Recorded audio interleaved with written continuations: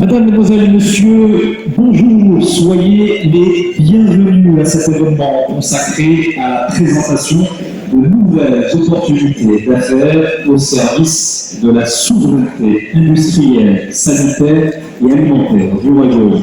C'est toute la vocation de la banque de projets mise en place par le ministère de l'Industrie et visée sur la capacité du Royaume à faire preuve de réactivité, d'agilité et aux normes internationales capables de répondre à la fois à la demande locale, mais également au marché à l'export. Alors depuis lors, une équipe multisectorielle réunissant l'ensemble des partenaires, tout cela dont il sera question à travers les différents témoignages que vous allez pouvoir suivre tout au long de cette matinée, tout cela sous l'œil expert et bienveillant de notre grand témoin, j'ai nommé Monsieur le ministre de l'Industrie et du Commerce, Monsieur Rialzo, que je vous demande d'applaudir.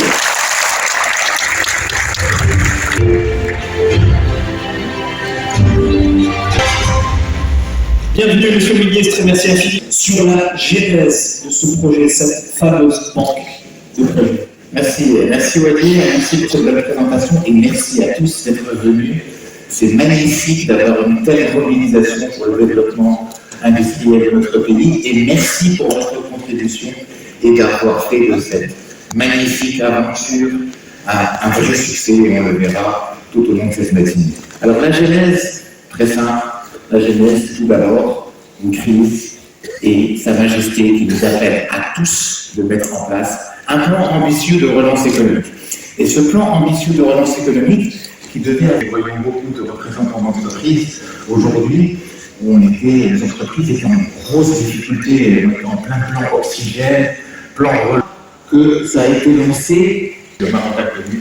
C'était il y a 2 ans, je ne sais pas si vous vous en souvenez, mais moi je m'en souviens du contexte sanitaire, tous les efforts qui ont été faits, toute la mobilisation, toute la solidarité, que nous avons connu, l'inventivité desquelles les Marocains ont fait preuve et nous voulions capitaliser là-dessus.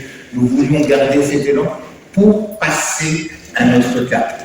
Alors les réalisations, le monde entier a été témoin, pas seulement les Marocains, le monde entier a été témoin de cette réactivité, de cette façon de répondre à la crise, de vous d'abord, des industriels, des opérateurs. On a fait des machines avec des briques et des brocs, où tout l'écosystème s'est mobilisé pour sortir des machines, pour remettre en marche des usines qui nous ont permis de répondre entre les acteurs pour qu'ils puissent travailler ensemble et entre les opérateurs, les consommateurs, les acteurs de terrain et les producteurs. Et bien évidemment, la décarbonation qui est un projet de règne qui qui va nous permettre aussi d'assurer notre autonomie stratégique, notre souveraineté énergétique et surtout de notre outil productif. Et tout ça soutenu par l'innovation, une innovation magnifique, qui ont pu assimiler les technologies, elles n'ont pas seulement créé, ils ont intégré les technologies et ils en ont développé de nouveau, avec une analyse extrêmement précise de ce qu'on devait remplacer, de ce qu'on pouvait. Ils n'ont pas pour de multiples raisons, parce que parfois elles étaient obsolètes, parce que parfois elles manquaient de trésorerie pour répondre, parce que parfois ces capacités pouvaient faire des choses, de capacité pour pouvoir répondre à nos besoins. Un exemple, au niveau de notre usine d'éthanol, Dieu sait à l'époque de laquelle nous avions 8 mois avant le début de la pandémie, et on a mis avec l'effort de tous, y compris de l'armée, à peu près 10 jours à la remettre en marche, en essayant de structurer les segments et de structurer des unités et des projets qui soient rentables d'un côté, mais qui soient aussi accessibles.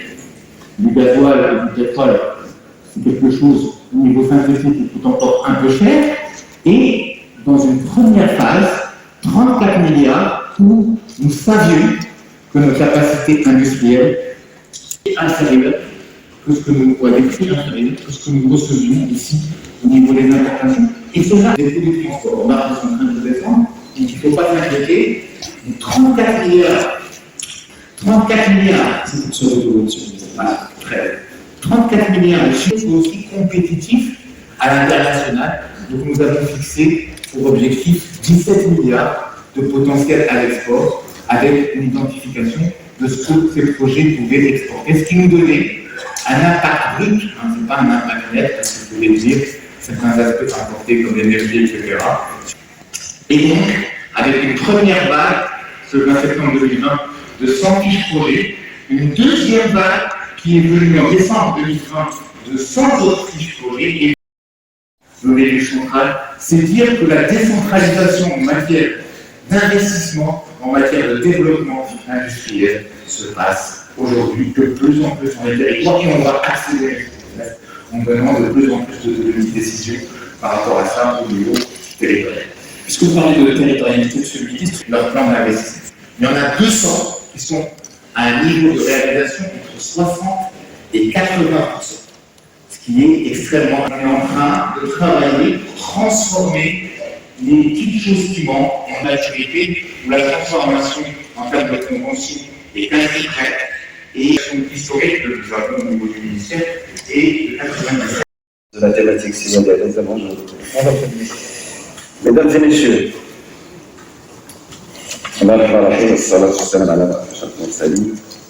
c'est pour moi un honneur et un plaisir de prendre part à notre rencontre aujourd'hui.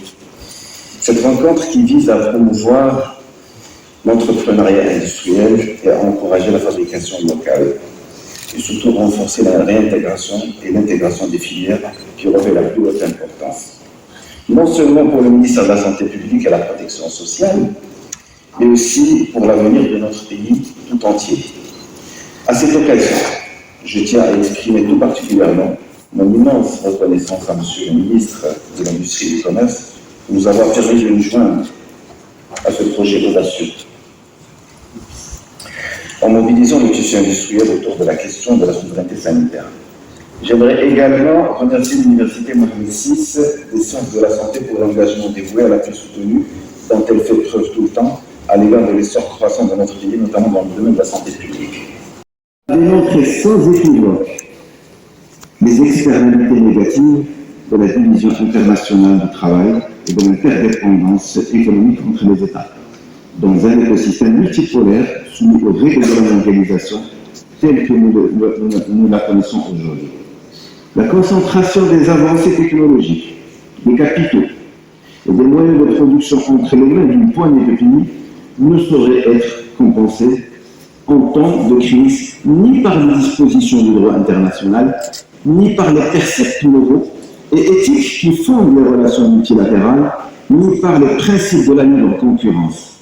Se concevoir dans ces conditions, ni s'exprimer en dehors d'un écosystème résilient où l'État d'honneur en toutes circonstances, structure maître de son destin et garant de la sécurité de sa population. Le libéralisme contemporain ne doit pas se transformer en rapport de domination et de servitude. Le besoin de sécurité des uns et des autres ne doit pas se solder par une élimination de la souveraineté des nations. Chaque État individuellement porte la lourde responsabilité de préserver son intégrité en temps normal comme en temps de crise et de mettre en place toutes les capacités requises afin de pouvoir faire face le moment venu aux péripéties qui ne manqueront pas tôt ou tard de venir éloigner son parcours.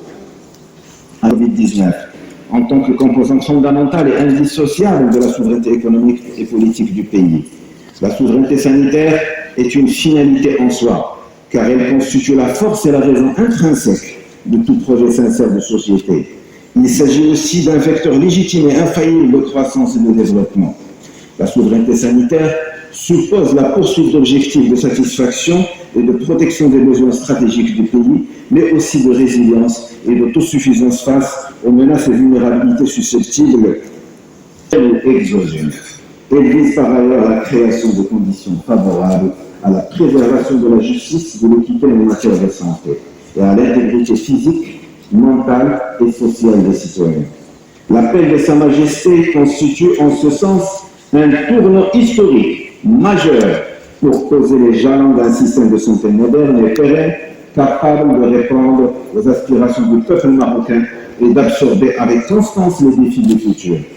Il convient ici de souligner que si Sa Majesté a ordonné de parachever les grands projets déjà lancés, au premier rang desquels le chantier de la génération de la protection sociale et donc il a également insisté sur la nécessité d'opérationnaliser ce modèle et le modèle de développement. Béchi et le président des entreprises du médicament au Maroc, Siad Ali Basri. Voilà nos signataires. Et c'est Mariam Tchalili qui va représenter Siad Ali Basri pour les entreprises du médicament au Maroc. Voilà, madame, messieurs, sous l'œil des caméras et des photographes, cette convention, donc, contrat-programme 2022-2027 sur l'industrie pharmaceutique en faveur de la souveraineté sanitaire et qui aura une dimension transversale pour couvrir l'ensemble des acteurs de ce secteur, renforcer l'environnement technique des entreprises concernées, répondre aussi à leurs besoins de formation, à leurs besoins de financement dans le cadre donc de ces projets qui seront identifiés par le ministère de la Santé et de la Protection sociale, avec quelques chiffres éloquents sur 2022-2027. Environ 6 000 emplois industriels directs stables qui seront créés et 10 000 emplois indirects. L'augmentation du chiffre d'affaires direct de près de 15 milliards de dirhams. L'amélioration de la balance commerciale escomptée à près de 10 milliards de dirhams et la création d'une valeur ajoutée directe additionnelle de près de 6 milliards de dirhams. Voilà, donc c'est fait, c'est signé, c'est immortalisé sous vos yeux, mesdames, messieurs. Bravo aux signataires.